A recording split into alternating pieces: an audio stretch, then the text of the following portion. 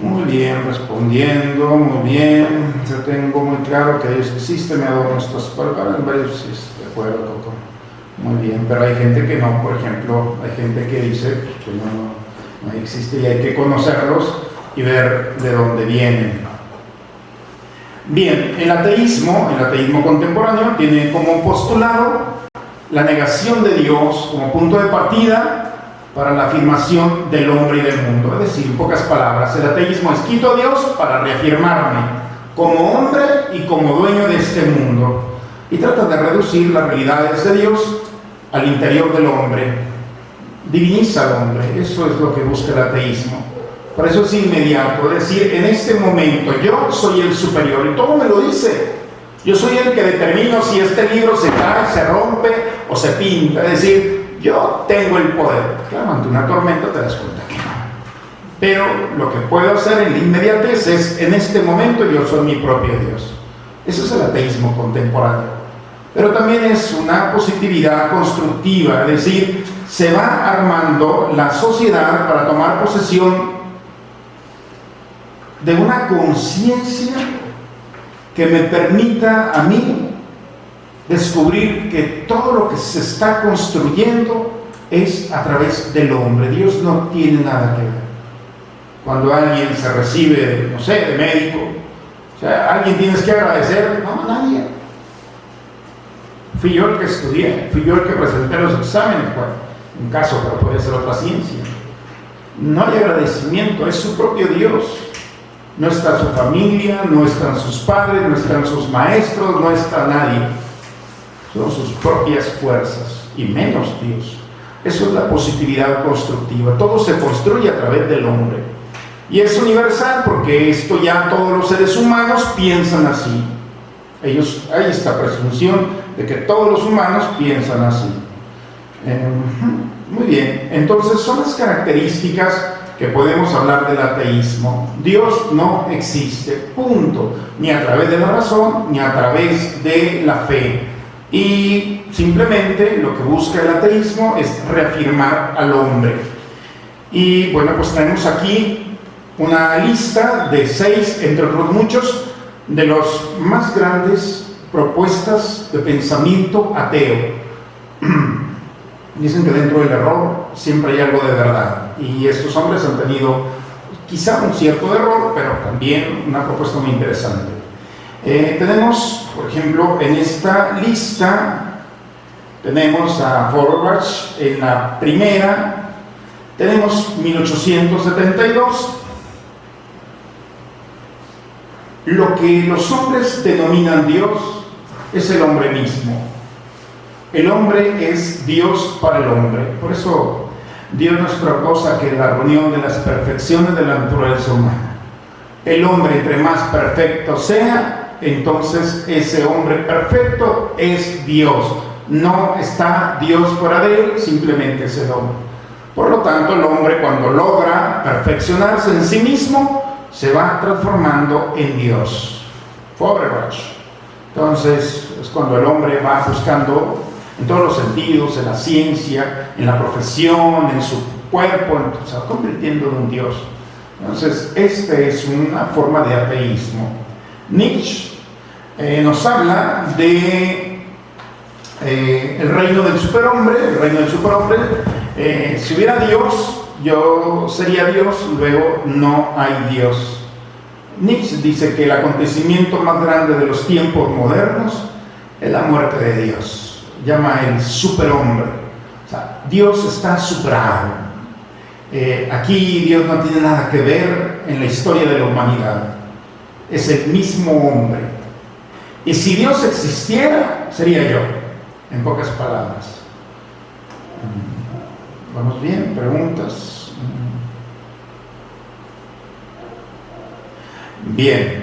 Spinoza y el panteísmo. Nosotros vamos aquí. Spinoza habla sobre el universo, la naturaleza y Dios son lo mismo. El panteísmo es eso, no distinguir a Dios de las cosas creadas. Por ejemplo, cuando unos andan adorando el sol, por ejemplo, hoy está de moda nuevamente, pensamos que ya estaba superado eso, pero hay gente que está adorando otra vez al sol. Bueno, el panteísmo es eso, Dios es lo mismo en la criatura que cualquier cosa. Entonces puede estar en un animal, o sea, ese es Dios, no es criatura, es Dios. El sol no es criatura, es Dios. Es como si la pintura fuera el autor, cuando la pintura es obra del autor, pero no logran separar eso. Eso es el Spinoza y el panteísmo. Y Hegel y el idealismo, el todo integral, la identidad del pensamiento y del ser. Nosotros vamos buscando aquí las formas en las que vamos a hablar de Hegel un momento más. Nos vamos a Marx, porque esa es la teoría de Marx, es la que está hoy en día, y el ateísmo teórico práctico. El problema no es si Dios no existe. Para Marx lo importante es comprobar que el hombre existe. Y el hombre, cuando se da cuenta de que existe, se da cuenta que Dios no existe. Y hay una forma en la que Marx utilizó en esa lucha de clases de descubrir el socialismo, que después va a llevarse a la búsqueda del comunismo. Para él, la lucha de clases, es decir, la sociedad tiene que estar conducida por los obreros, no por la ley, por una superioridad de personas, sino es a través de los obreros, que es el socialismo, para que todos vivan lo mismo, que es el comunismo. Y el hombre es más hombre en la medida en la que se transforma en un productor. Es como una especie, ha venido a este mundo para producir. Y entonces, pues allí el hombre está expuesto también a caer en una máquina. Y el problema no es si Dios existe. Simplemente el hombre eres por lo que haces prácticamente. Y entonces esto es una obra. Y pues es una negación de Dios. Por supuesto es contra el capitalismo, que razón tiene, pero hay que ver la manera en cómo murió Marx en contra de todo lo que él había propuesto. Sartre y el existencialismo, esto es el pesimismo de la vida. Sartre no cree en Dios, pero dice, muerto Dios, cuando ya se desapareció Dios, ya no hay valores, todo está permitido y el hombre es libre. Ese es su condena. El hombre es libre de hacer o de no hacer, y por eso le llama el sentido o el sinsentido. La vida no tiene sentido o sentido o no sentido si Dios la da. No, eso ya Dios quedó superado. La vida tiene sentido si el hombre lo decide, y si decide no tener sentido, entonces Él es el que determina esto. Por eso estas formas de negar a Dios, si se fijan, Frober, Nietzsche, Spinoza, Hegel, Marx, Sartre y otros muchos más, la idea es que Dios ha quedado superado. Y cuando Dios queda superado, el hombre está en el centro de la creación, el hombre es el que determina, el hombre es el que decide, el hombre es Dios. Serán como dioses. Fue la mentira del libro del Génesis, pero lo vamos a ver más adelante. Pero aquí lo importante es que tengamos en cuenta que el ateísmo es esta corriente de pensamiento donde no solamente se niega a Dios, eso sería tranquilo, sino donde el hombre pasa a tomar el lugar de Dios. Bien, casi terminamos, vamos muy rápido. Y las pruebas de la existencia de Dios. Bien, hay gente, como hemos visto así, porque ya casi terminamos. Dios es, y a Dios no conocemos su esencia natural, pero lo conocemos a través de los efectos, de las formas. Podemos descubrirlo, y el ontologismo, si lo descubrimos porque lo traemos nosotros ya en la eternidad, la traemos nosotros. Por eso es muy fácil descubrir a Dios. Pero los agnósticos y los ateos dicen, no es cierto. Dios no existe, no lo podemos ver, no lo podemos razonar, y Dios es un estorbo a tal grado que es una amenaza para que yo siga siendo hombre. Es el ateísmo. Y luego pues tenemos a estos que hemos visto, pero ahora hemos visto ya los que niegan a Dios, los que dicen que no podemos conocer a Dios a través de la razón. Y entonces tenemos aquí nosotros a un santo, San Anselmo de Canterbury, en el 1030.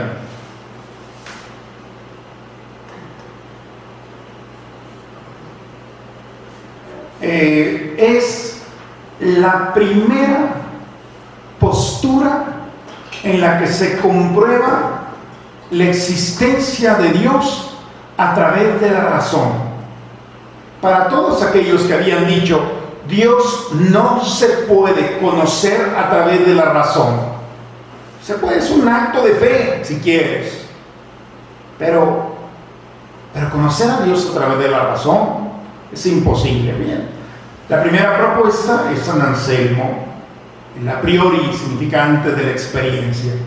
A Dios se le puede conocer, y formuló de esta manera: el primer argumento sobre la existencia de Dios se le conoce como el nombre de ontológico, porque prescinde de toda experiencia e infiere completamente a priori, partiendo de simples conceptos que demuestran la existencia de Dios.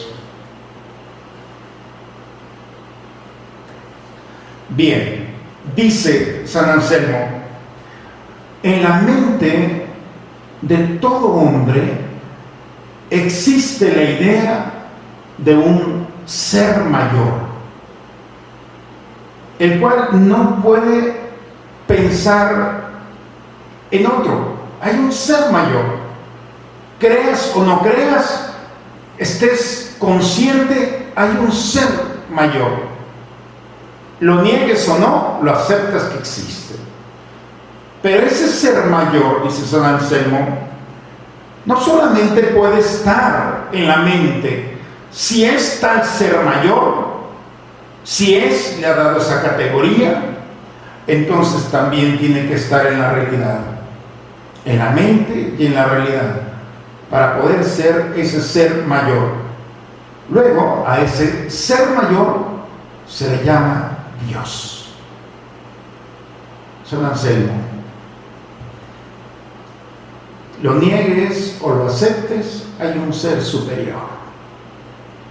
Y ese ser superior no solamente está en la mente, si es tan superior, tiene que estar en toda la creación. Por lo tanto, la experiencia, nosotros la podemos ver, es el primer, estamos hablando del 1033, la primera propuesta de una reflexión de ese ser superior. Y si es tal, bueno, entonces tiene que estar en todas partes. Pero viene Santo Tomás, 200 años después, un dominico, a través de una de sus obras, la Suma Teológica, expone los 5 argumentos, o vías, como él llama, que significa los caminos, para demostrar la existencia de Dios, a través de la experiencia, y que esa experiencia nos lleva a descubrir a Dios como causa. Son argumentos metafísicos, es ciencia porque parte de la experiencia. Y aquí pues es la gran oportunidad que tenemos nosotros los cristianos para demostrar que Dios existe, que se puede probar a través de la experiencia, a través de la razón, a través de la ciencia. Es un dato metafísico, o sea, no es solamente un acto de fe. San Anselmo decía, hay una idea que está en toda la realidad. Santo Tomás dice, tiene razón, pero ahora hay que llevarlo más allá. Y es precisamente a través de las 5 vías tomistas, y con esto vamos ya aterrizando. Las 5 vías tomistas: la primera, movimiento; la segunda, eficiencia; la tercera, contingencia; la cuarta, grados de perfección; y la quinta, finalidad. Las explico brevemente. Vamos a la primera, el movimiento. Nos consta por los sentidos, por lo que vemos, que hay seres de este mundo que se mueven. Pero todo lo que se mueve es movido por otro. Y como una serie infinita de causa, es imposible que hemos de admitir que la existencia de un primer motor movido por otro sea inmóvil. Es decir, un inmóvil no puede mover todo. Tiene que haber un primer motor. Ese primer movimiento que ha generado los movimientos de todos los seres, movido por otro y otro hasta llegar a esa causa primera, porque no podría ser el infinito, ese primer motor inmóvil, ese primer movimiento, nosotros le llamamos Dios. Todo se mueve. ¿Quién empezó a mover esto?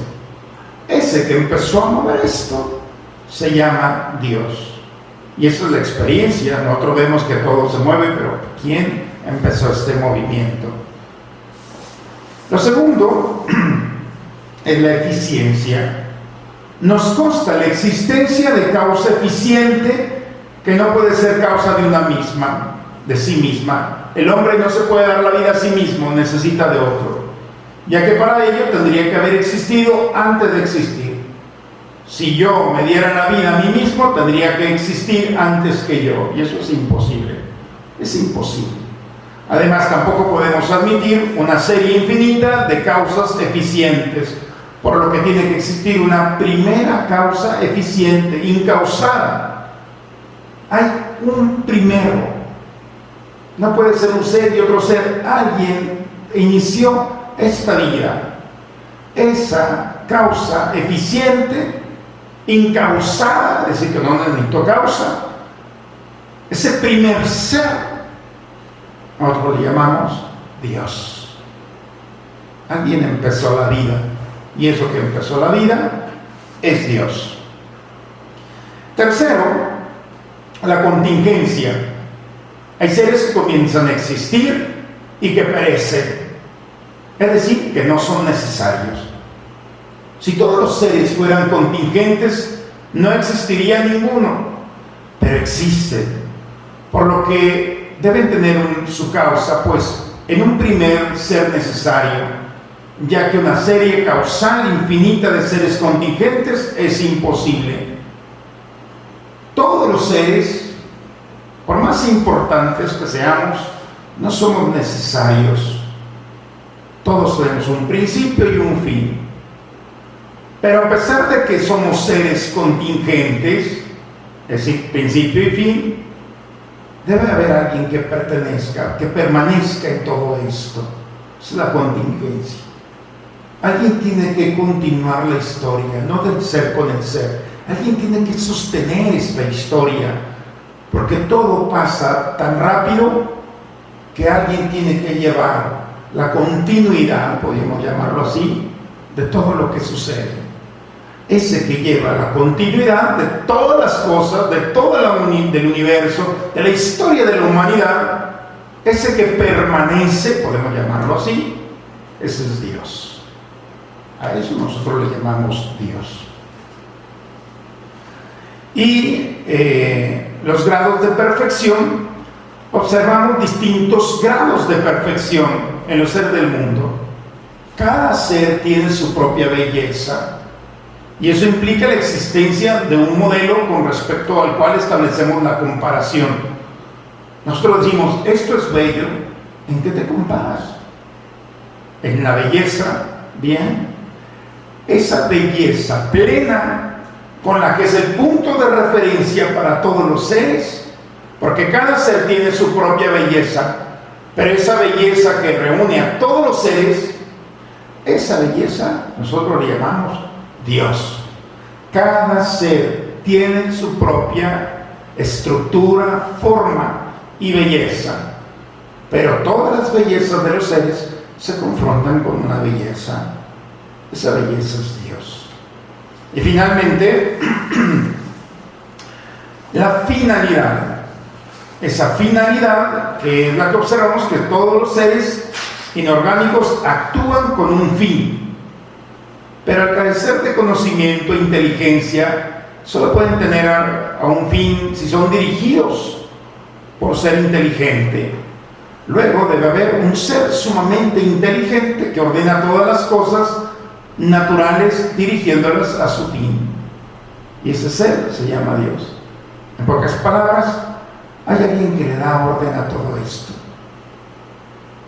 Cuando vamos al monte, vemos dentro del desorden de los árboles y de todo lo que hay, vemos un orden en la flora y en la fauna, en las formas en las que corre el agua, en la manera en que las piedras están estructuradas. Todo el universo, con todo lo que contiene, tiene un orden. Ese que le dio orden a todo esto y que es el orden en sí mismo, es Dios. Por eso, cuando nosotros hablamos de la existencia de Dios, unos van a poder decir, no se puede comprobar a través de la razón. Entonces dime cómo se mueven las cosas, quién empezó todo esto. Entonces dime con qué se compara la belleza de todas las cosas, o quién empezó el primer ser. ¿Cómo vamos los grados de perfección y el orden del universo? No son actos de fe solamente, es un acto de la experiencia. Estamos expuestos a esto. Bien, no sé qué piensen de esta charla que el día de hoy podemos nosotros estar interesados. ¿Les ha interesado este tema? ¿Cómo se sienten? Me gustaría saber si tenemos hasta este momento, porque la próxima semana, cuando tomemos el catecismo, la primera parte, vamos a hablar del Dios, de ese Dios de la fe, que puede ser encontrado en la naturaleza, que está en nosotros, que puede ser comprobado a través de la razón, como Santo Tomás nos lo presenta. Ese Dios en el que creemos se ha revelado, y la Escritura, la Biblia, nos habla de este Dios que se expresa a través de la creación, a través de la ley que ha puesto en el hombre y a través de su Hijo Jesucristo, que es el rostro del Padre. Por eso cuando dice, el que me ve a mí, ve al Padre. Bien, ¿qué piensan ustedes de todo esto?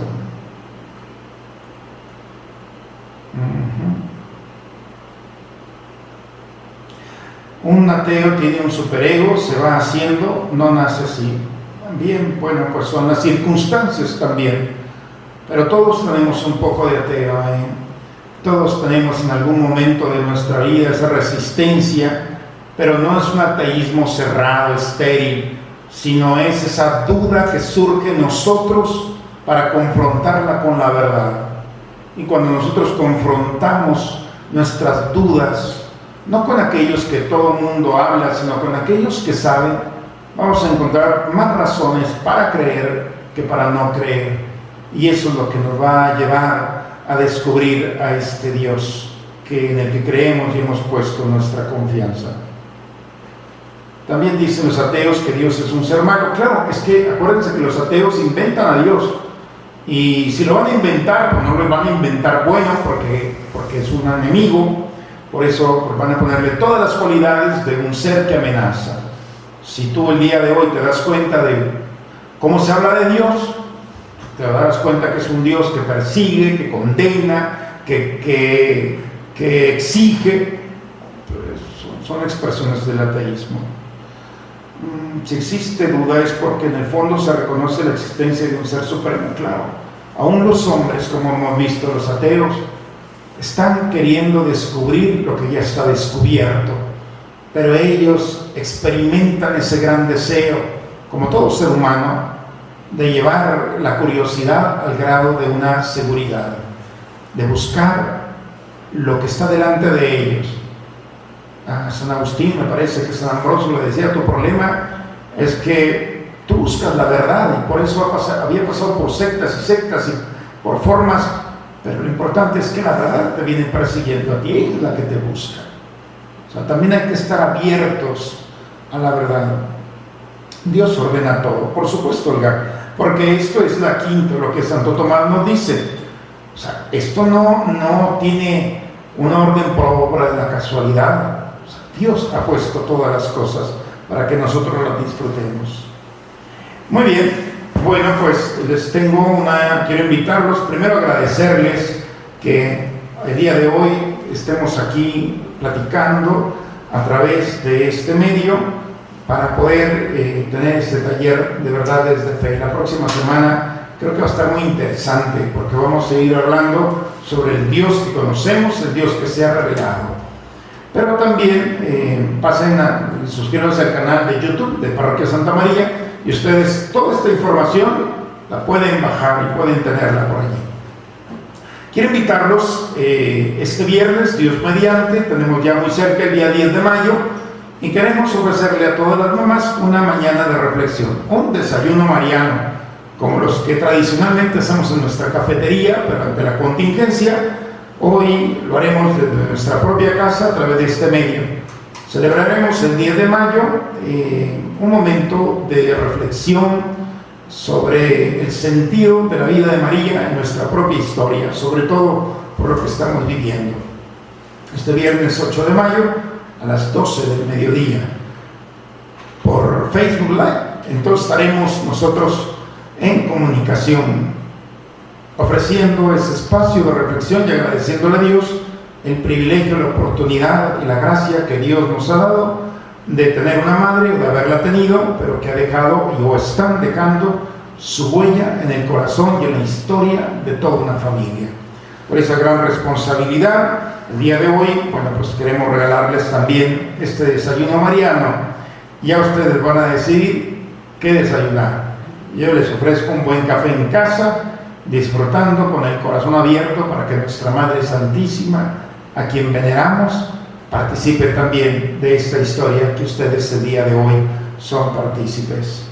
Muy bien, pues ojalá que este tema sobre Dios haya sido un momento de reflexión, una oportunidad para entrar en las formas a través de la historia. Hemos recorrido desde el 400 antes de Cristo hasta el día de hoy una línea de tiempo para poder descubrir que hay quien dice que podemos ver a Dios a través de los sentidos, hay quien dice que no podemos encontrar a Dios y hay quien dice, claro que lo encontramos, a través de los sentidos, a través de la razón, a través de la vida.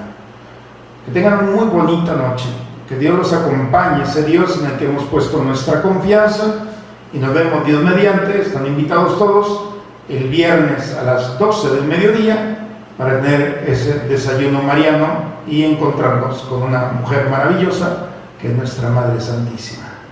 El Señor esté con ustedes. La bendición de Dios Todopoderoso, Padre, Hijo y Espíritu Santo, descienda sobre ustedes, sobre sus familias y permanezca siempre.